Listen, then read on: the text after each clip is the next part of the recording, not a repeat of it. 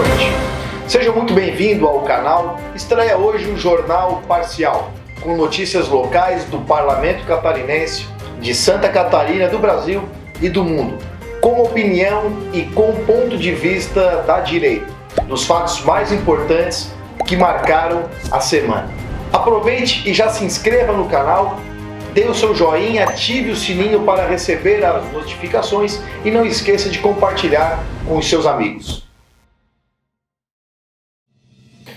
O governador Moisés Garcia é absolvido em processo de impeachment e retorna ao cargo.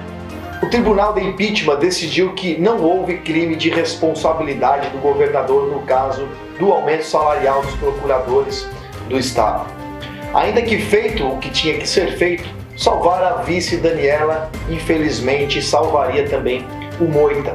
O fato é que Moisés Garcia voltou, mas não voltou sozinho. Agora ele está unido ao Centrão. Sem titubear ou disfarçar, nomeou Heron Giordani, ex-chefe de gabinete de Júlio Garcia, como novo chefe da Casa Civil do governo do Estado, fazendo aquilo que sempre disse repudiar, a prática da velha política. Os brasileiros pagaram 17,100 bilhões em subvenções para as estatais em 2019. O jornal Brasil Sem Medo analisou o relatório sobre empresas estatais produzido pela Secretaria Especial de Desestatização e descobriu que só em 2019 o brasileiro pagou 17 bilhões e 100 milhões de subvenções para empresas do Estado. Os gastos das estatais com funcionários públicos foram de 101 bilhões de reais. Até quando o povo brasileiro terá que pagar com o seu trabalho por empresas que só servem para dar prejuízo à nação? Por que o governo tem empresas? Qual o seu lucro? O que de bom elas trazem para os brasileiros? Pelo visto, a ideia esquerdista de tomar os meios de produção serve muito bem para enriquecer uma determinada elite com o trabalho, esse sim, do povo brasileiro. Bolsonaro revoga 304 atos normativos de uma vez considerados sem função, que foram editados ao longo de 80 anos no Brasil. O mais antigo desses atos havia sido colocado em vigor no governo Vargas. São 304 dispositivos que não serviam para absolutamente nada, como são a maioria das leis aprovadas no Brasil. O objetivo da ação do presidente é dar maior eficiência, simplicidade, transparência e publicidade aos atos normativos editados pelo presidente da República. Ao longo destes 2 anos de mandato, nós revogamos mais atos do que outros presidentes o fizeram em 20 anos, disse o presidente Bolsonaro. Com esse revogaço, Bolsonaro mostra o que os conservadores buscam para o Brasil: menos burocracia, mais liberdade para o povo. Desde o início do mandato, o presidente Bolsonaro já revogou 3.397 normativas. E por falar em liberdade e burocracia, o STF agora busca o controle do Twitter do presidente Bolsonaro. Carmen Lúcia, ministra do Supremo Tribunal Federal, afirmou que a atuação do presidente da República no Twitter deve ser limitada. Segundo a ministra, o presidente não pode bloquear usuários, ou seja, o STF quer controlar até mesmo o Twitter oficial do presidente. Eu gostaria de saber o que a ministra faz no Twitter. Será que ela anda enfrentando muitos opositores por lá? Ou será que ela tem medo do que aconteceria se ela sequer desse as caras nas redes sociais? Bolsonaro criou o seu perfil em 2010, muito tempo antes de ser presidente da República.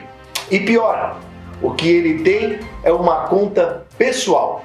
E uma conta pessoal não precisa ser uma praça pública para robôs e militantes esquerdistas manifestarem as suas opiniões. Se os gados querem xingar muito no Twitter, feito adolescentes raivosos, existe sempre o perfil oficial do Palácio do Planalto. A verdade é que o STF quer controlar a internet e permitir apenas opiniões contrárias ao conservadorismo. E a busca pelo controle do perfil do presidente é só a busca por um precedente. A linguagem LGBT no Banco Bradesco fez com que uma catarinense, ao se inscrever para o programa de estágio, percebesse que teria pouca chance de sucesso. Acontece que a página de inscrição já estava totalmente tomada pela lacração politicamente correta, da famosa vigilância da vida alheia. Entre as opções de gênero do formulário, ela encontrou homossexual, bissexual, assexual, pansexual, entre outras aberrações. Tudo isso como se fosse importante saber o que a pessoa faz com o seu toba nas horas vagas. Já se foram os tempos em que se colocava apenas homem ou mulher nas fichas de inscrição. Agora, a linguagem esquerdista para a descaracterização da naturalidade humana toma conta até de programa de estágio de instituição bancária. Estatísticas do governo japonês mostraram que mais pessoas morreram por suicídio no mês de outubro de 2020 do que por causa do vírus chinês no país. O número mensal de suicídios no Japão foi de 2.153 no mês de outubro, enquanto 2.087 pessoas foram vítimas do vírus que veio da China. Parece que não existe nenhuma outra coisa matando pessoas no mundo além do Covid. Tudo agora virou Covid. Ninguém mais fala de pneumonia, gripe comum, doenças cardíacas, acidentes de trânsito, nada.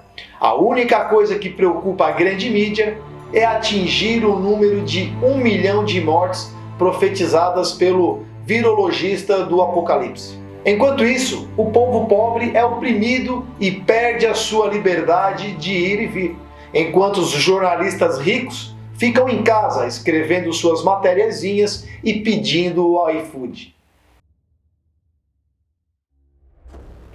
Criciúma passou momentos de terror na madrugada de segunda-feira para terça, quando um grupo de terroristas armados, com artilharia militar e explosivos, não só sitiou, como também fez a cidade inteira refém. O objetivo do grupo era assaltar a tesouraria do Banco do Brasil, no centro da cidade. O terrível episódio nos mostrou algumas coisas. Primeiramente, que a polícia agiu corretamente ao evitar confronto direto, protegendo a população que inevitavelmente ficaria no meio do fogo cruzado. Mostrou também que anos de esquerda no poder, negligenciando propositalmente a polícia, fizeram com que bandidos estivessem mais bem armados do que a polícia. Lembrando que isso não é culpa da polícia, mas sim do Estado, que promete proteger o cidadão e não cumpre com suas promessas porque sucateou a polícia. Já passou da hora dos governantes aumentarem o poder de fogo dos policiais, que precisam combater bazucas com pistolas enferrujadas. Esses terroristas sabem que têm bem mais poder de fogo do que o próprio Estado, e é por isso que entraram e saíram da cidade tranquilamente, sem sequer se preocupar com retaliações. E por último, outra coisa que se extrai deste caso é que se Criciúma fosse como uma cidade do Texas, nos Estados Unidos, onde o cidadão de bem pode comprar fuzis e artilharia antiaérea, esses canalhas pensariam duas vezes antes de colocar uma cidade inteira de joelhos. Bandidos armados até os dentes nas ruas com armas ilegais são a prova de que o Estatuto do Desarmamento não funciona e só desarmou o cidadão de bem. Armas salvam vida, sim, muitas vidas. As adversidades do caso ficaram por conta do governador Moisés Garcia, do jornalista Davi Coimbra e Maria do Rosário. O governador foi a Criciúma para acompanhar as investigações do assalto. Piada pronta, O cara não consegue descobrir onde estão os 33 milhões dos respiradores que sumiram na sala ao lado e quer acompanhar as investigações de um assalto a banco. Já o jornalista Davi Coimbra, do programa Timeline na Rádio Gaúcha, defendeu os assaltantes, dizendo que eles foram respeitosos com o cidadão. Esse tipo de louvor a um ato terrorista é que fez uma cidade inteira de refém. Até quando essas mentalidades de defesa de vagabundos criminosos será tolerada pela população honesta? E a comunista da Maria do Rosário afirmou que os assaltantes de Criciúma usaram armas liberadas por Bolsonaro.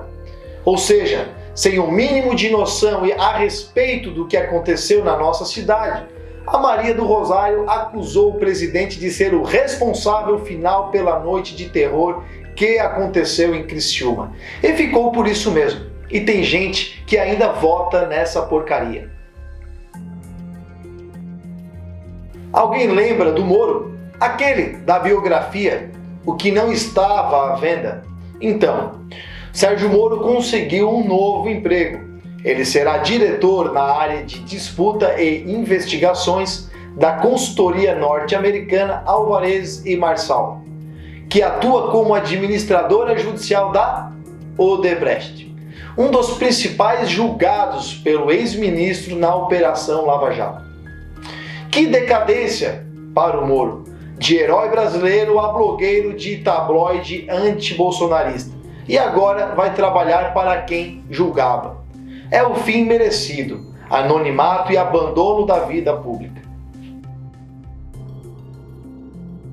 Cristãos catarinenses foram ameaçados com o braço armado do Estado em celebração à Crisma, quando uma missa em Botuverá, no interior de Santa Catarina, foi interrompida por autoridades sanitárias.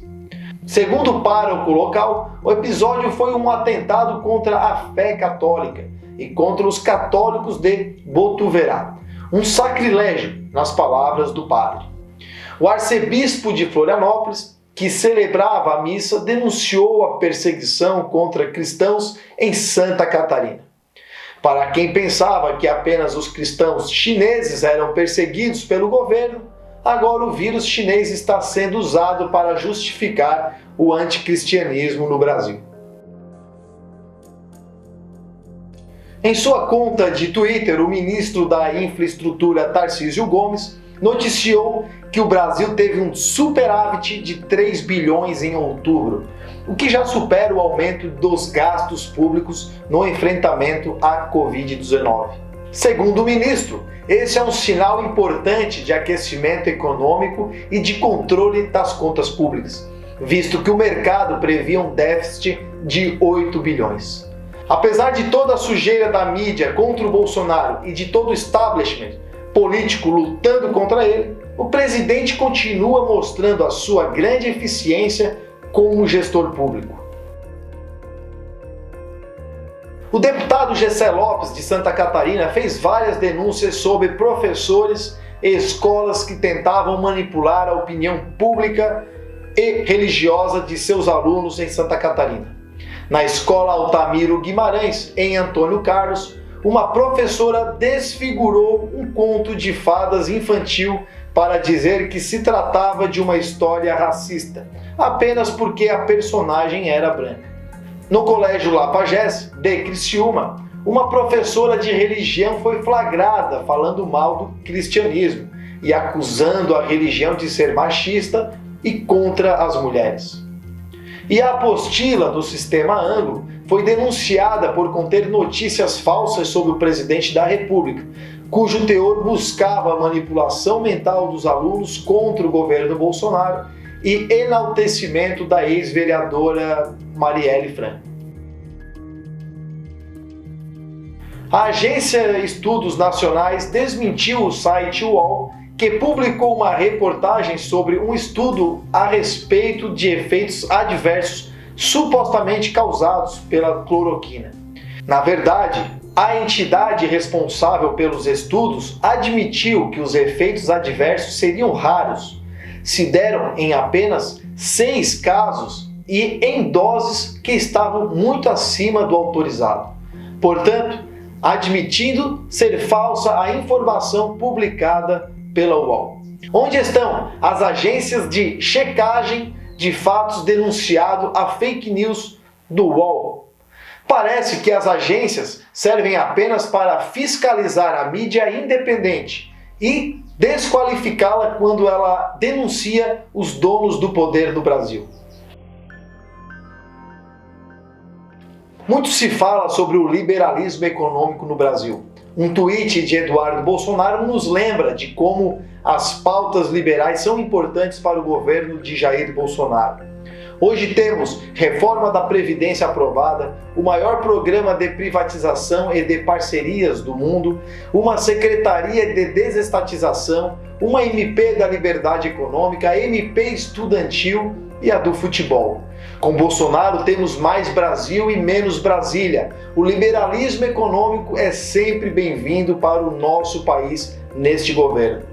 Contudo, aqueles liberais que não querem se sujar com ideologia insistem em criticar o governo Bolsonaro e deixar tudo para a esquerda no setor cultural. Dessa forma, serão usados como papel higiênico assim que os resultados econômicos forem colhidos. 44 anos após ter sido preso por porte de maconha em Florianópolis, Gilberto Gil será homenageado na cidade. Sim, o artista receberá o título de cidadão honorário de Florianópolis. A honraria foi proposta por vereadores do PSOL e PSD, com um pedido de desculpas tardio pela prisão do cantor. É claro, quem mais, além de políticos como esses, pediriam desculpas por prender maconheiros? Muito provavelmente, a comemoração será marcada para acontecer no bosque da UFSC. Para a surpresa de 0 pessoas, o governador Moisés Garcia decreta toque de recolher em Santa Catarina. E os cidadãos das 21 maiores cidades do estado estão proibidos de sair na rua da meia-noite até às 5 horas da manhã. Pelo visto, Moisés Garcia acha que o coronavírus é um chupacabra, que ataca como vampiro pela noite, que é um animal com hábitos noturnos. Mas qual é o sentido de prevenir a circulação de pessoas durante um horário em que a circulação já é reduzida normalmente? É claro que essas medidas são propostas apenas para dizer que o governo está fazendo alguma coisa, quando na realidade eles estão totalmente perdidos. A volta às aulas foi aprovada pela Alesc e por maioria de votos os deputados catarinenses aprovaram a inclusão da rede pública e privada de educação no rol de atividades essenciais do Estado. Com isso, os decretos ditatoriais do governador Moisés Garcia não afetarão as atividades escolares de Santa Catarina e a volta às aulas estará garantida. E para surpresa de ninguém, os deputados do PT foram contra o projeto de lei. Baseados em argumentos científicos? Não. Baseados apenas na vontade dos sindicatos das escolas públicas, aqueles que lutam para ganhar mais e trabalhar menos. Polícia Federal faz a maior apreensão de cocaína da história do Rio de Janeiro. A carga apreendida tinha cerca de 2,5 toneladas e foi avaliada em mais de 65 milhões de reais. A apreensão ocorreu em um galpão localizado na cidade de Duque de Caxias, na Baixada Fluminense. Não é à toa que o novo cangaço precisa reabastecer os cofres do tráfico com dinheiro roubado de bancos. O crime organizado jamais sofreu tanto prejuízo na história do Brasil como no governo Bolsonaro. O PIB do Brasil cresce 7,7% no terceiro trimestre. O crescimento é o maior registrado desde 1996. O resultado mostra que o Brasil mantém a força econômica mesmo em meio à pandemia do vírus chinês e toda a quebra da economia causada pelos governadores amantes da proibição do trabalho. Deputada TPA atrasa a pauta que favorece bombeiros em Santa Catarina. Deputado Gessé fez um requerimento para a abertura de uma comissão mista para tratar sobre a escala irregular dos bombeiros de Santa Catarina. Após meses esperando isso entrar em pauta, agora a deputada TPA pediu vistas, atrasando totalmente o processo e prejudicando grandemente os bombeiros do estado, jogando a sequência do requerimento para 2021. Certamente, os praças de Santa Catarina, que estão sendo massacrados com uma carga horária que já deveria ter sido extinta, estão muito agradecidos por essa ação da deputada. É isso aí, pessoal. A primeira edição do Jornal Parcial fica por aqui. Voltamos domingo que vem com notícias que esquerdistas odeiam e a Globo não mostra. Boa noite a todos.